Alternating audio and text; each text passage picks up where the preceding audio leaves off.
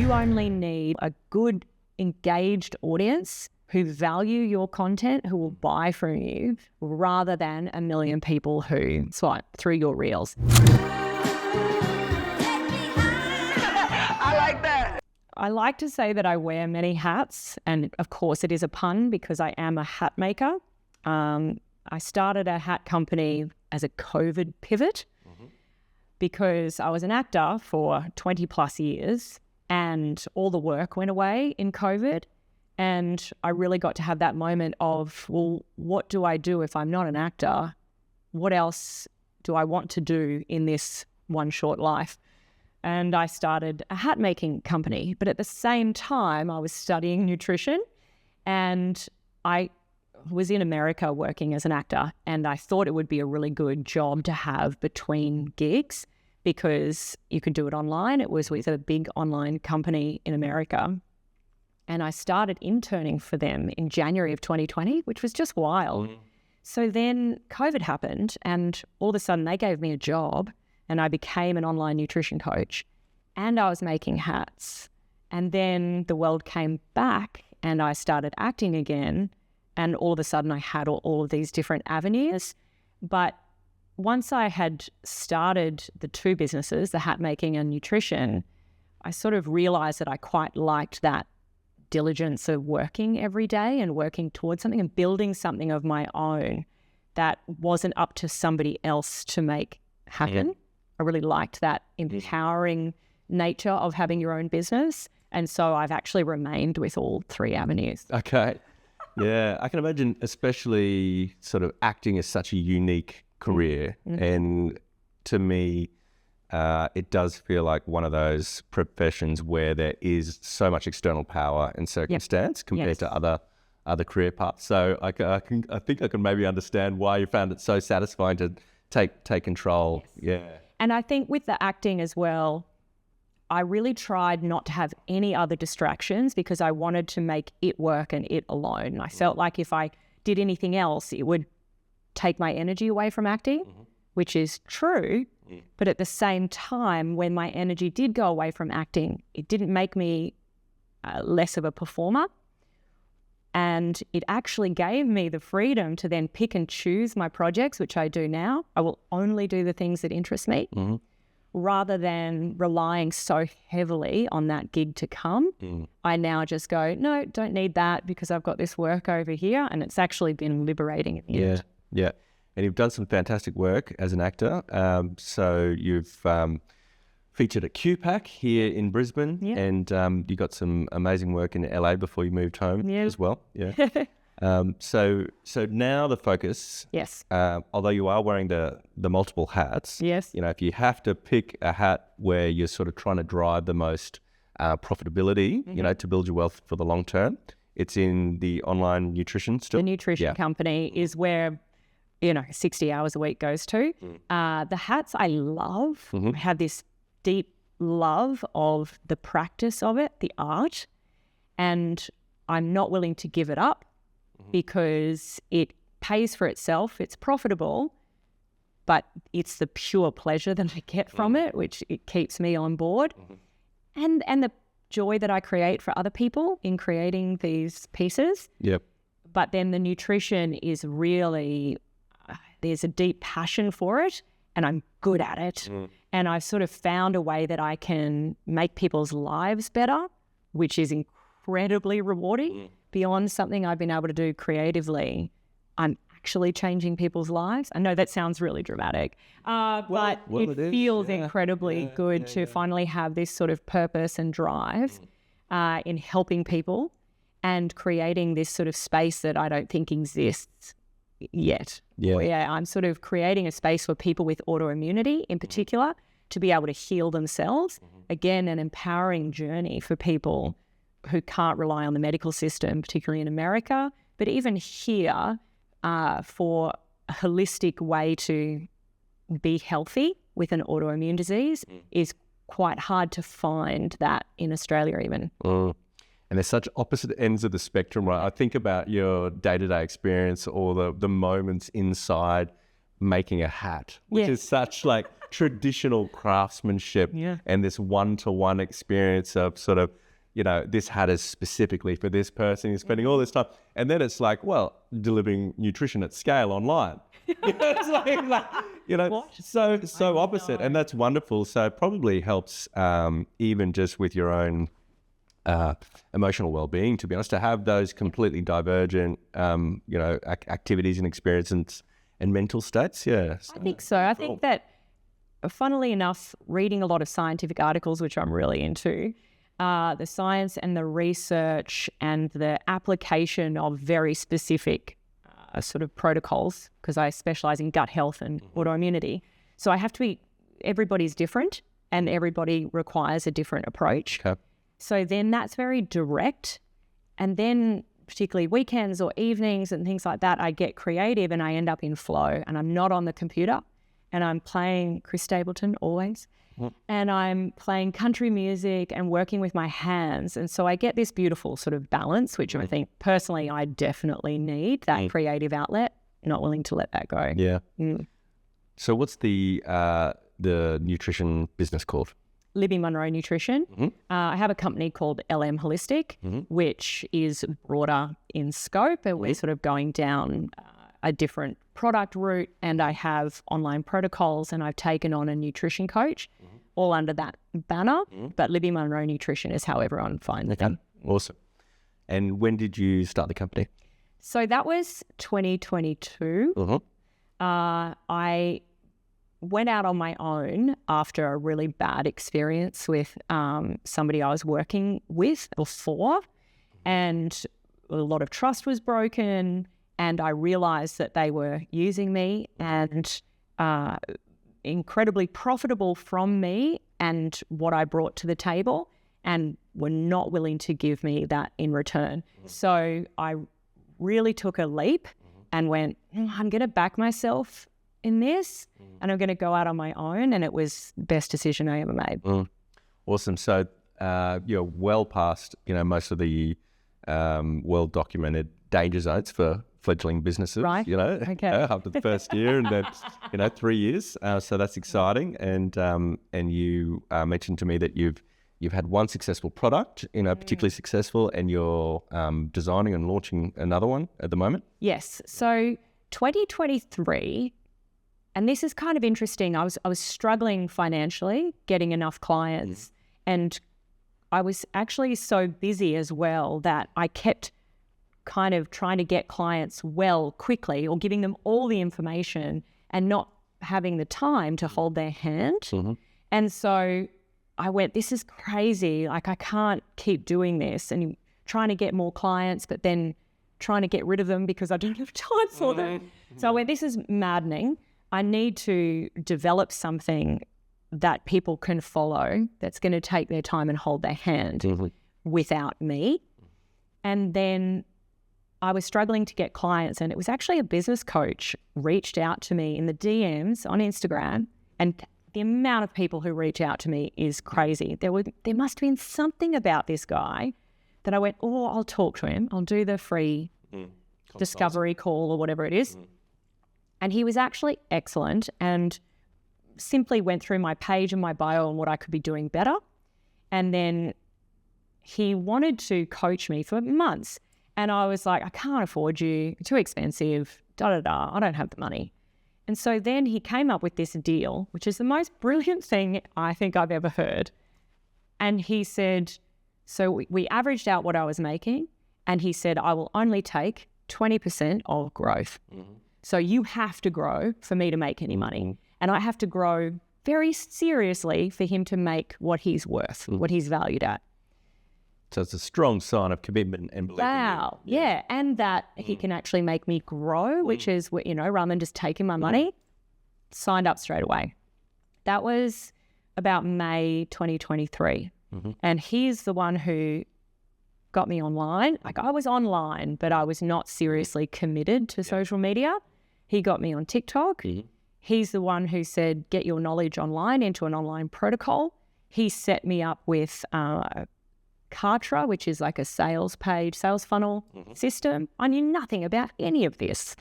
And we'd have one meeting a week and he'd give me a bunch of tasks to do and I'd go and do them. Mm-hmm. And then my business grew 450% in about 3 months. And he was happy with his deal. Oh my God. And then he's actually like, well, now you're paying me too much, so let's go back to the set rate.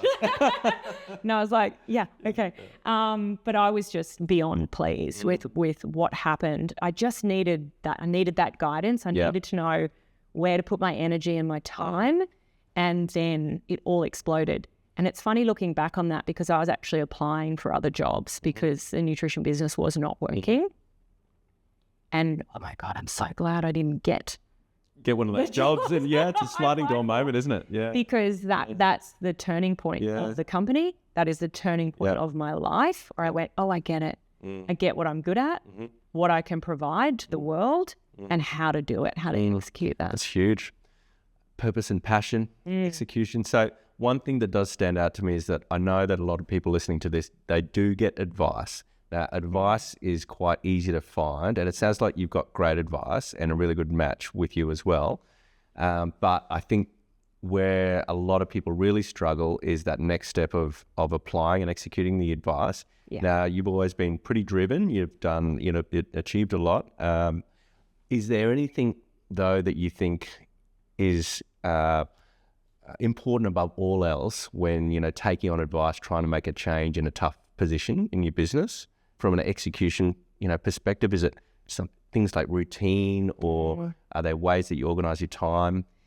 Yeah, that's really interesting. I think I'm a disciplined person in a certain way that I don't understand why I'm like that or why other people aren't. So then let's say with the protocols that I do, I try to help people actually take the advice and do the thing, because that's actually where change is made, is when you do the thing.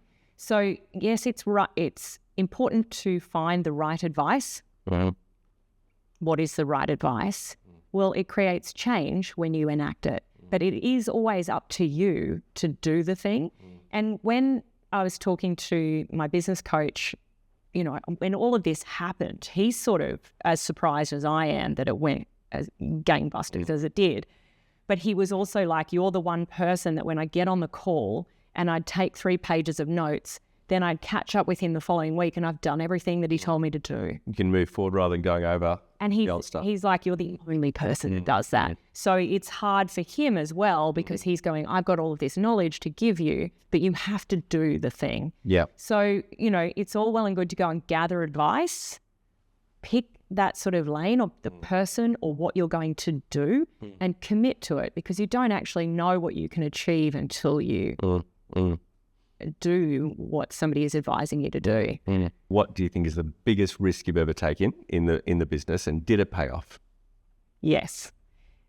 Definitely the biggest risk I've taken is leaving this sort of big company to go out on my own. And even, isn't it funny, they were a little bit vicious and they said things like, it's really hard out there and you won't get clients without us and we've done all of this stuff for you and we're the big name. And I was sort of like, yeah, I get all of that. But I'm a bit determined and I go, no, I really want to own something. I want it to be mine and have control over that in that way where I go, if I push it, then the rewards are mine.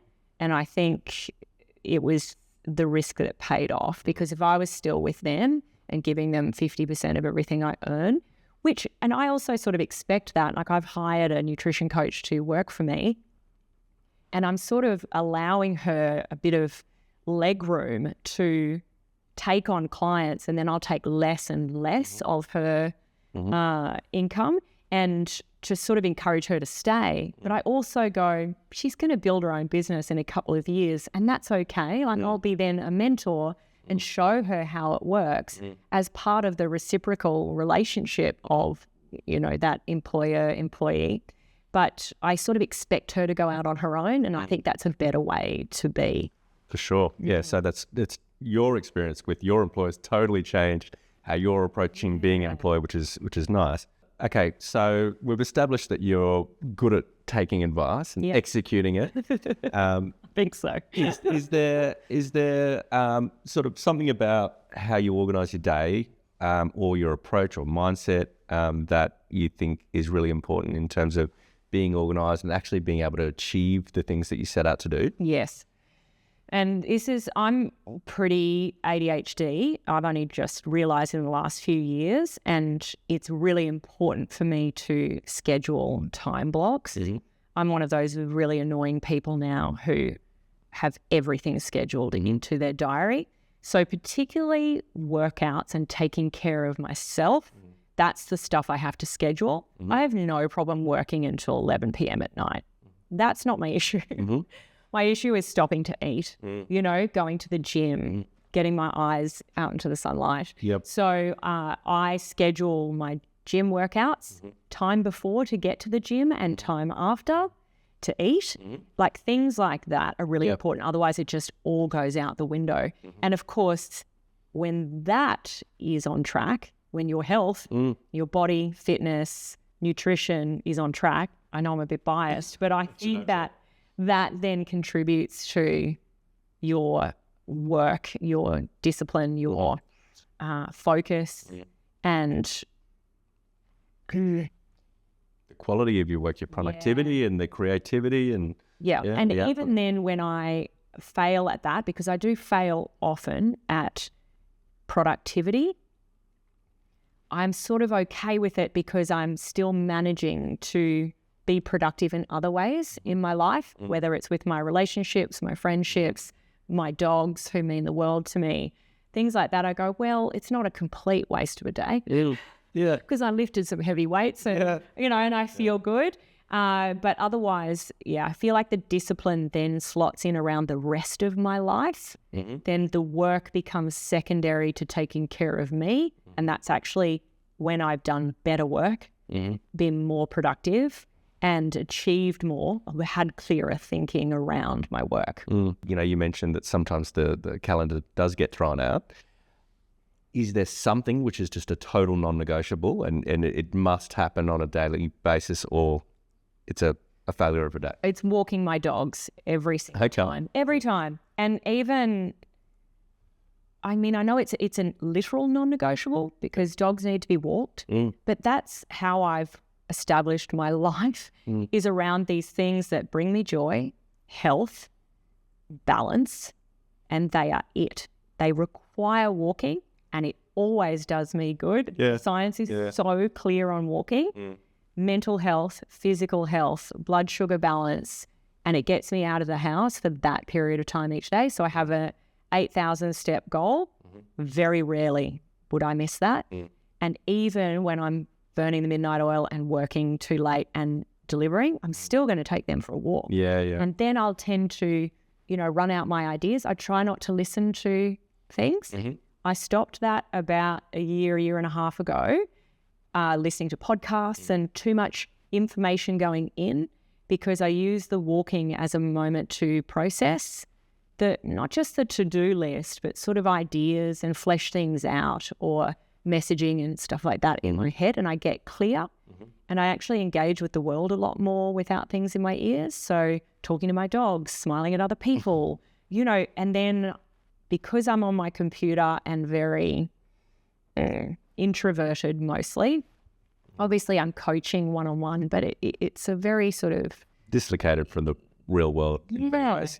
Then the dogs are my connection with the real world and with nature and what's going on in outside, and that's the one thing that every day just keeps me in a really good balance, I think. What are the dogs' names? Memphis and Keanu. Okay. Awesome. Is there something, and you've had this broad and deep set of different business experiences, which is really cool, like, from the craftsmanship of hats and acting in the bright lights of LA to nutrition courses online. Is there something across this experience that you thought was super important, but it turns out it wasn't? Followers. Yeah. Oh, really? Even just going to LA, this is 2017.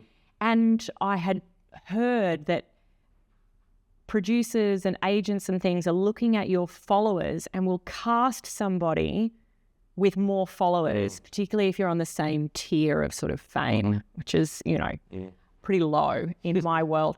And I was really anxious about that. And then when I first started in nutrition, you know, it is important to get online, but the difference between followers and engaged people who want to listen to your content and will buy from you is entirely different.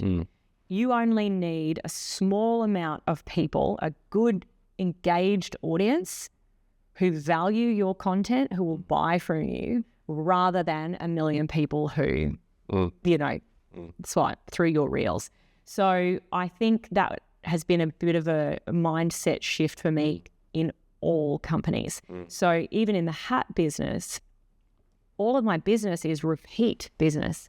And, you know, it's people who trust me, buying a gift certificate for somebody, who are coming back for their third, fifth, sixth hat. Fantastic. Whereas when I first started, and I had a guy, an influencer from maths. Okay.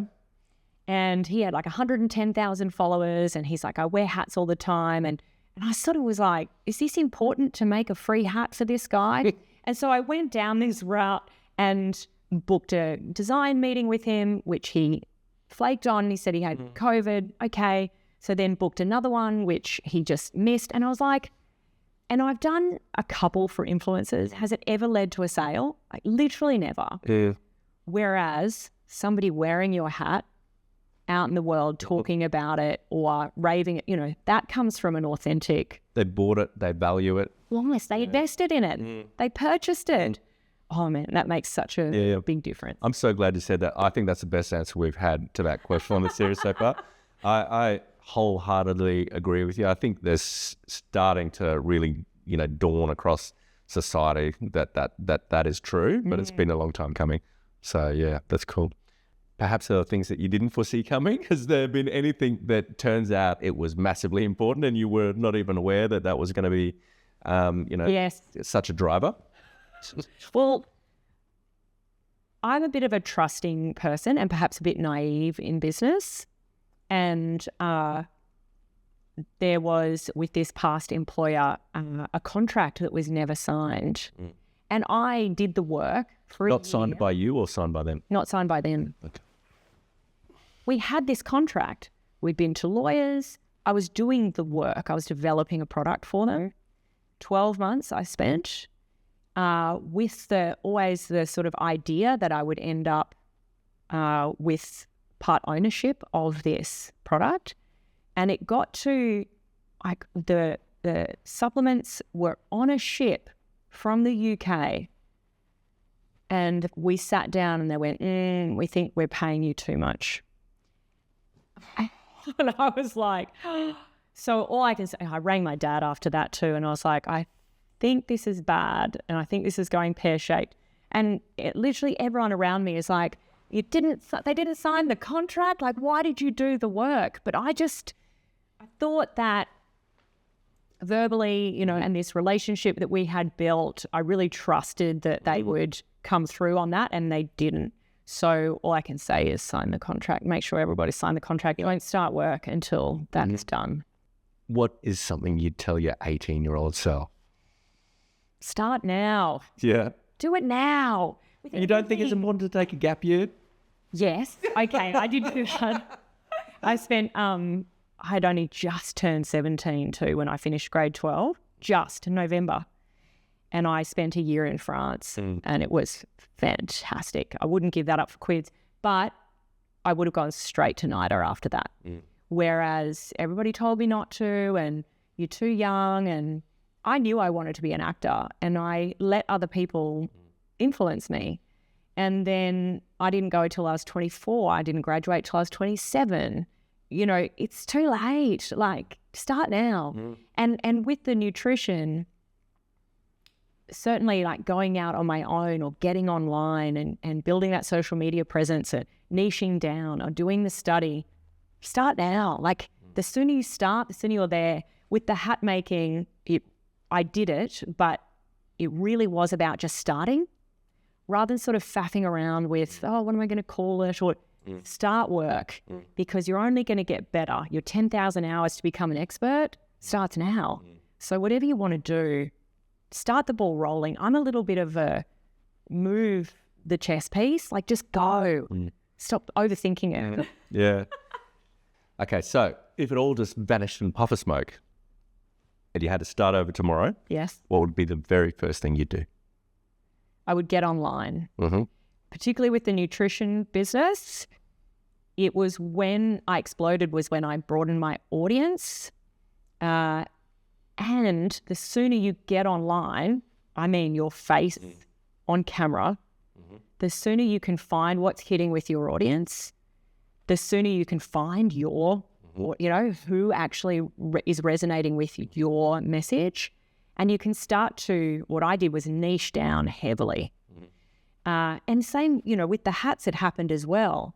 When I was training to make hats, the wonderful woman I worked with is like, fascinators and this, and there's these hats and this. And I'm like, I'm just making hipster fur felt fedoras. Like, that's it. And she's like, oh, but you're sort of, stopping yourself from too much clutter, right? Here, if you get really direct on what you're doing and getting online with the nutrition business, it was what helped me realize what my message was and what I was trying to do. As soon as I started talking about Hashimoto's, which is an autoimmune disease that affects your thyroid, which I have and which I have put into remission.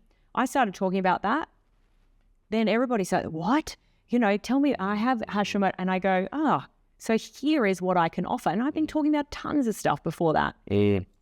So you sort of find your niche, find your audience, but then particularly in this modern world where e-commerce is global, then finding your audience is online. Like finding your customer is online. Like it just has to be. So I think, depending on what you're doing, but pretty much 9 times out of 10, it's get online and get online now. Stop being afraid of what you look like or what you sound like. You'll only be able to refine that by doing. Is there a favorite movie or book that has influenced your business journey or inspired you in how you go about your business? I refer to Atomic Habits by James Clear all the time. Okay. I remember walking around LA listening to that book on audiobook, and I was so mesmerized by it because he was giving me solutions to problems with habit stacking, things that he talks about. And I still read his, he has a weekly email, 321, which is just really simple ideas and quotes. And I find him incredibly articulate, but also he helps you in the doing of the advice. Right? He goes, this is how you implement it. And I find that really useful. And I actually use it in a lot of my protocols where I talk about habit stacking, how to create these good habits, because I think that leads to not only good work, but good life, good health, is being able to find ways to do all of the things we're supposed to do in life, right? In your relationships, in your job. He's the best I've found at actually articulating that. Yeah. Is there a local business or brand here in Southeast Queensland that you're inspired by? Yes, massively. Can I go for age? Because she is a Toowoomba girl. This is a fashion label, and one of the designers is Eddie Robinson or Eddie Forrest, who I went to school with. This is what I'm wearing. These jeans. Half my wardrobe is age, and I think she's so incredibly globally successful and just so wonderful. And we used to, because we both worked managing clothes shops in Brisbane, down on Ann Street in the Valley. And we used to have lunch together. She worked at Sass and Bide and I worked at Urban Groove. And we would have lunch. I wanted to be an actor and she wanted to be a designer. And we'd both be like, go, do it. You do it. No, you'll be great. We were little hype girls for each other at 20. And I think that's just glorious. And my other fave business that I think is just killing it is Nodo. Oh, yeah. Do you know them? Kate, I think, is the owner. They don't know them. I think so. But they have a few cafes around Brisbane. Everything's gluten-free. And I'm gluten and dairy-free now for about 17 years. And to find a place that it's just not a problem. Just everything there. And it's beautifully done. They do gluten-free donuts and cakes and brownies, their own beautiful sourdough bread. And everything is exceptional. It's better than the gluten Totally. stuff. Yeah. And I think they're killing it. They found their niche, right? They found their thing and they do it really well. Like, find your niche and do it well. I like that.